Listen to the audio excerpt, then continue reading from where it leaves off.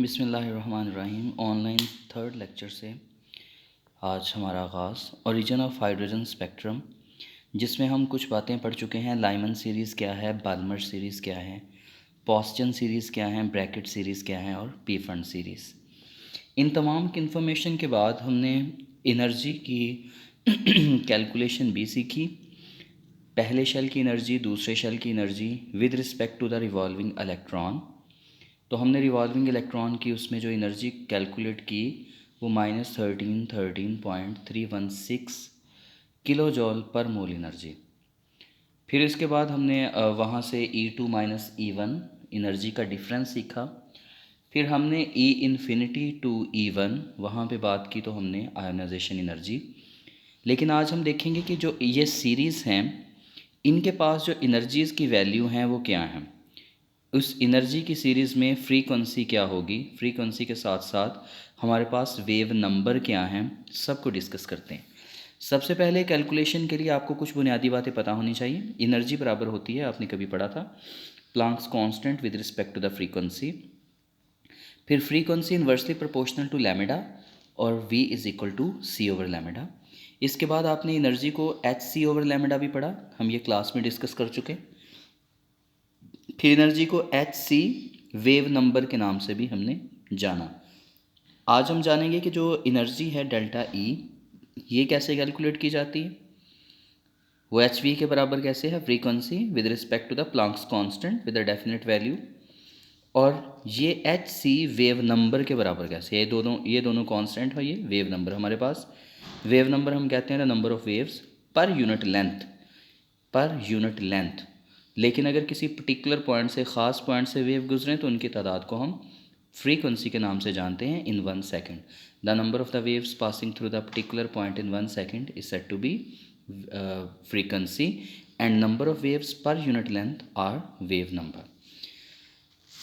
हम देखेंगे कि कभी हमने E को डिराइव किया था और एनर्जी को डिराइव करते हुए हमारे पास एक रिलेशन आया -z² E4m 8 epsilon not square n square h square. ये हम फाइंड कर चुके हैं पहले लेक्चर में। अगर E1 फाइंड करनी है तो कुछ नहीं बदलेगा, सिर्फ n1 आ जाएगा। E2 फाइंड करनी है तो कुछ नहीं बदलेगा, n2 आ जाएगा। और अगर इन दोनों के डिफरेंस के ऊपर आए, ये E1 है, ये E2 है और ये E1 है। E2 की वैल्यू पुट करें, ये वाली, ये देखें। फिर E1 की वैल्यू पुट करें, इधर दरमियान में कौन सा साइन पुट करें, नेगेटिव का। ये सेम है, आप कैलकुलेट करके देखें। फिर E2 माइनस E1 में सेकंड स्टेप के ऊपर E2 की वैल्यू सिर्फ डिफ्रेंशिएट होती है on the basis of N2 and N1। What is the N2? The number of second shell. What is the N1? The number of first shell. It means it is the first shell, it is the second shell energy, it is the first shell energy. तो यहाँ पे जब आप इसे minus करते हैं तो ये वैल्यू माइनस में है, तो माइनस माइनस क्या हो जाएगा, प्लस हो जाएगा। इस माइनस को कुछ नहीं होना, ये वाला जो माइनस है E1 वाला, ये हो जाना है आपके पास प्लस। फिर आप क्या करते हैं कि ये वाली जो माइनस वैल्यू है ये बाद में लिख देते हैं और जो प्लस वाली वैल्यू है उसे सामने ले आते हैं। तो आपके पास यहाँ पे आ जाएगी ये वैल्यू पॉजिटिव वैल्यू और ये आपके पास आ जाएगी नेगेटिव वैल्यू। जब आप इन दोनों को सब्ट्रैक्ट करेंगे तो हमारे पास कांस्टेंट जो वैल्यू आती है वो आती है E4m over 8 epsilon not square h square. और जो चीज़ हमारे पास वेरिएबल है वो है N1 और N2। हमारे पास प्लांक्स कांस्टेंट है, वैक्यूम परमिटिविटी कांस्टेंट है, 8 कांस्टेंट है, E कांस्टेंट है, मास कांस्टेंट है। जो चीज़ वेरिएबल है it is the N1 and N2। हमने सिर्फ यहाँ पे किया क्या है कि पॉजिटिव वैल्यू को शुरू में ले आए हैं, नेगेटिव वैल्यू को बाद में ले आए। पॉजिटिव वैल्यू हुई कैसे, E2 माइनस E1। E2 भी नेगेटिव था, E1 भी नेगेटिव था, लेकिन दरमियान में माइनस का साइन इसको क्या कर देगा, पॉजिटिव वैल्यू में कन्वर्ट करवा देगा। तो हमारे पास जो वैल्यू आएगी E4m over 8 epsilon not square h square into 1 over N1 square minus 1 over N2 square. अब ये जो कांस्टेंट था ये भी हम कभी फाइंड कर चुके हैं। ये हमारे पास है 2.178 times 10 to minus 18 1 over N1 square minus 1 over N2 square joule. हमने यहाँ से किलो जॉल पर मोल में नहीं जाना, क्योंकि हम यहाँ पे सिर्फ एनर्जी का डिफ्रेंसीशन ले रहे हैं, और इस एनर्जी के डिफ्रेंसीशन से हम फ्रीक्वेंसी निकालेंगे और वेव नंबर। तो हमारे पास जो डेल्टा ई आया, ये किसका डेल्टा ई है? E2 minus E1। यहाँ पे अगर E3 माइनस E2 होता तो यहाँ पे क्या आ जाना था? N2 square minus N3 square. अगर यहाँ पे आ जाता है energy difference between the E4 and E3, तो N1 आपके पास आ जाना था, उसकी N1 की जगह आपने लिख देना था E3, और N2 की जगह क्या लिख देना था आपने? N4 लिख देना था। बाकी वैल्यूज सारी सेम है। It is the energy difference of second and first shell. और अगर यही एनर्जी डिफरेंस थर्ड और सेकंड के दरमियान में होता तो सिर्फ n की वैल्यू बदलनी है, बाकी कुछ भी कैलकुलेशन में तब्दीली नहीं करनी, because only the variable are n variable. n mean the number of shell. पहले के लिए n1 होगा, दूसरे के लिए n2 होगा, तीसरे के लिए n3, चौथे के लिए n4, गोज़ ऑन। बाकी z की वैल्यू, प्रोटॉन नंबर सेम है, चार्ज सेम है, मास कांस्टेंट है, vacuum permittivity epsilon not constant है, एच प्लांक्स कांस्टेंट बजाते खुद कांस्टेंट है। तो ये हमारे पास आ गया डेल्टा ई। ये आपने एक बार कैलकुलेट कर लेनी है, स्क्रीनशॉट ले लें, इसे अच्छी तरह से देख लें और ख़ुद भी इसे प्रैक्टिस करें। आगे हम अगर डेल्टा ई को देखें तो डेल्टा ई जो हमारे पास है, if we find the delta E, तो जो हमारे पास डेल्टा ई हुआ करती है, ये डेल्टा ई होती है एच वी के बराबर। Delta E is equal to H V. यहाँ से हमने डेल्टा ई की वैल्यू फाइंड की हुई है, ये देखें 2.718 टाइम्स 10⁻18। तो हमारे पास अगर हम इसको डेल्टा ई को इनिशियली शुरू में पूरी वैल्यू लिख लेते हैं, इसका जो कांस्टेंट है E4m/8 epsilon not square H square, E4m divided by 8 epsilon not square H square 1/n1 square minus 1/n2 square. अभी हमने इसके ऊपर बहस की। अब जो हमारे पास डेल्टा ई है, ये डेल्टा ई हमारे पास एच वी के बराबर है। तो यहाँ पे डेल्टा ई की बजाय हम क्या लिख देंगे? H we. तो एच वी हमारे पास आ जाएगा E4m/8 epsilon not square H square 1/n1 square over 1/n2 square. अब h यहाँ पे मल्टीप्लाई हो रहा है तो इधर आके डिवाइड हो जाएगा, तो जो फ्रीक्वेंसी आएगी वो आ जाएगी E4m/8 epsilon not square h cube आ जाएगा, साथ में 1/n1 square minus 1/n2 square. अब ये फिर कांस्टेंट है, सिर्फ वेरिएबल क्या है? n1 वेरिएबल है और हमारे पास n2 वेरिएबल है, और फ्रीक्वेंसी का यूनिट हमारे पास हर्ट्स हुआ करता है। The unit of frequency is termed as hertz. अब यहाँ पे कुछ नहीं करना आपने, इसको कैलकुलेट नहीं करना, इसकी वैल्यूज़ को फाइंड नहीं करना। फ़र्क सिर्फ इतना है कि अगर एनर्जी डिफरेंस आता तो एप्सिलॉन नॉट स्केयर था, फ्रीक्वेंसी आनी तो यहाँ पे h चला जाएगा हमारा डिवीजन में, तो जिसकी वजह से h का क्या बन जाएगा? क्यूब। यहाँ पे कैलकुलेशन नहीं करनी, बस इसे ऐसे ही रखना है। ये हमारे पास पूरी कांस्टेंट वैल्यू है 1/n1 square minus 1/n2 square. बहुत ही आसान। इसके बाद देखते हैं कि अगर हम वेव नंबर निकालना चाहें, वेव नंबर होता है इस तरह से शो। हमारे पास डेल्टा ई जो हमने निकाला, ये बेशक एच फ्रीक्वेंसी के बराबर है, एच वी के बराबर, और ये बराबर है एच सी वेव नंबर। ये शुरू में मैंने आपको लिख के दिया और क्लास में भी हम डिस्कस कर चुके हैं। फ्रीक्वेंसी निकालने के लिए वेव एच वी फ्रीक्वेंसी के हिसाब से, और अगर आपने वेव नंबर फाइंड करने हैं तो डेल्टा ई की बजाय आप क्या पुट कर सकते हैं? H C we.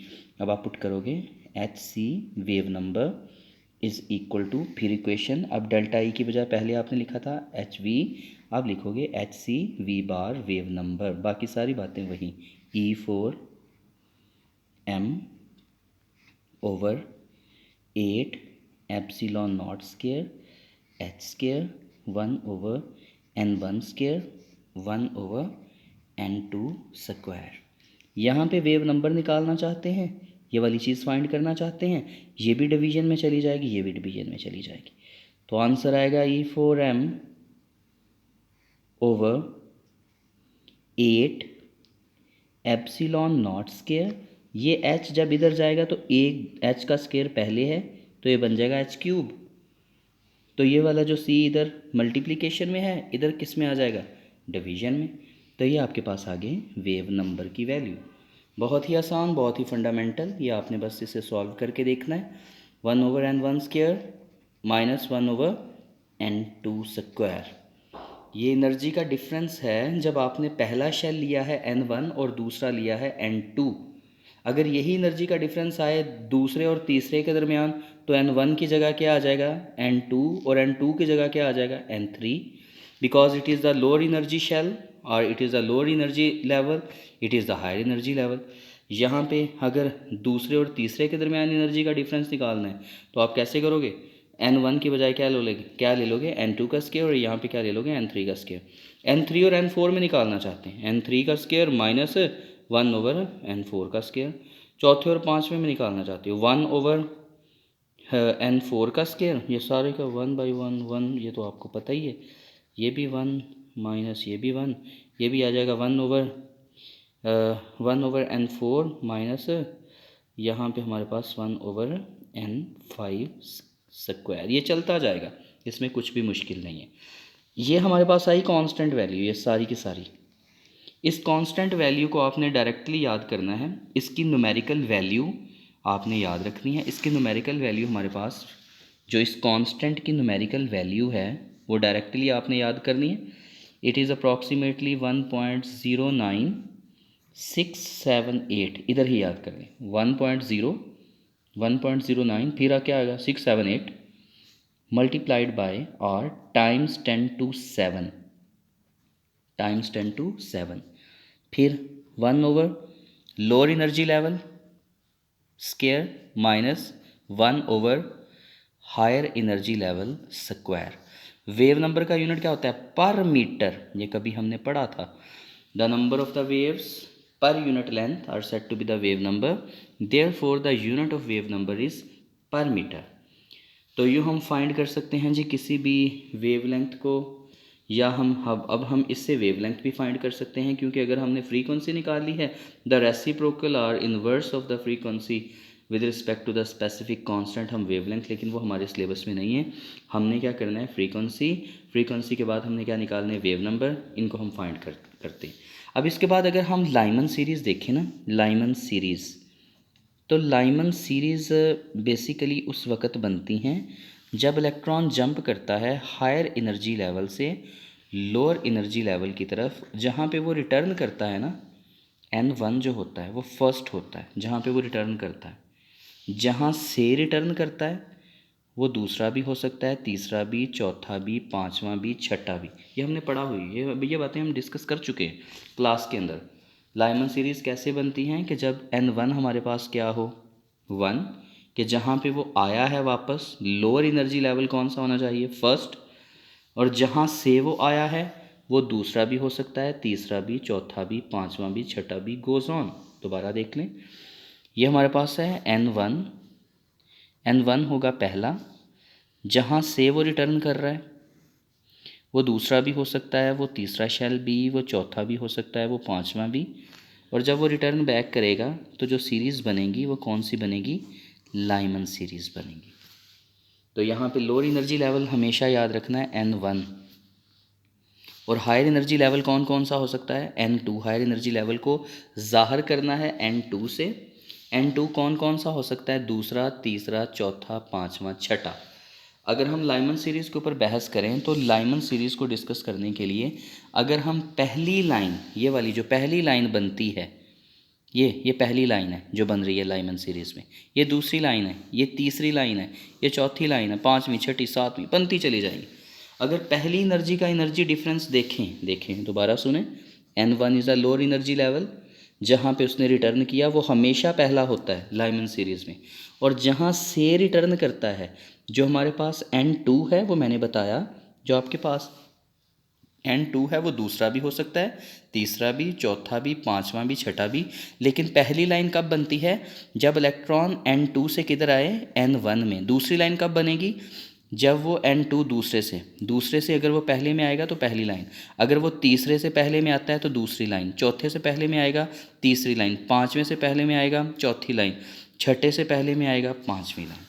तो मुख्तलिफ लाइनें बनेगी। हम एक लाइन को स्टडी कर लेते हैं।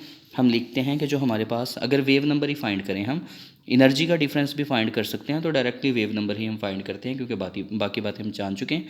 तो जो वेव नंबर हैं उसके लिए constant 1.09678 times 10⁷ 1/n1² minus 1/n2²। मैंने ये बताया, ये लोअर एनर्जी लेवल होता है, ये हायर एनर्जी लेवल है।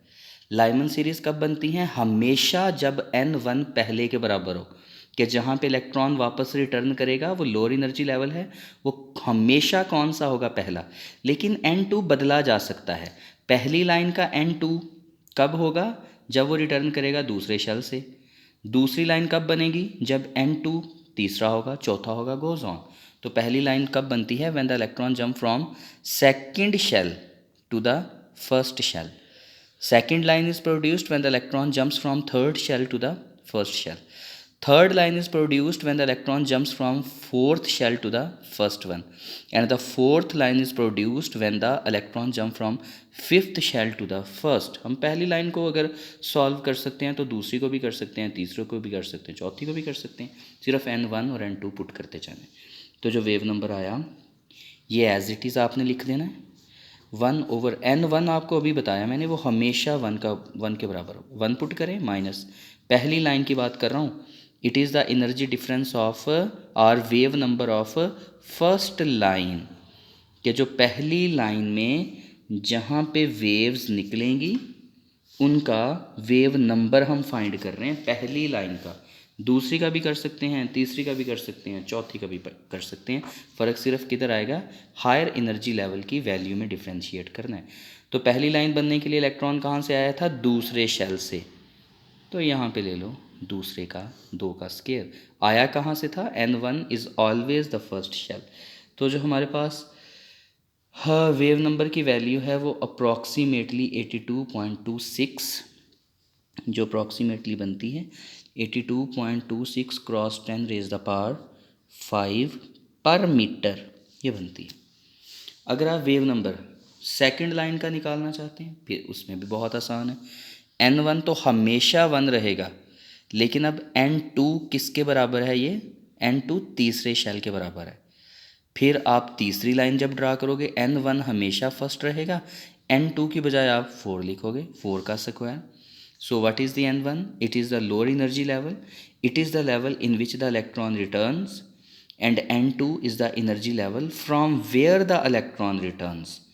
दूसरे शेल से, दोबारा सुने, इलेक्ट्रॉन दूसरे शेल से पहले में आता है तो पहली लाइन बनती है।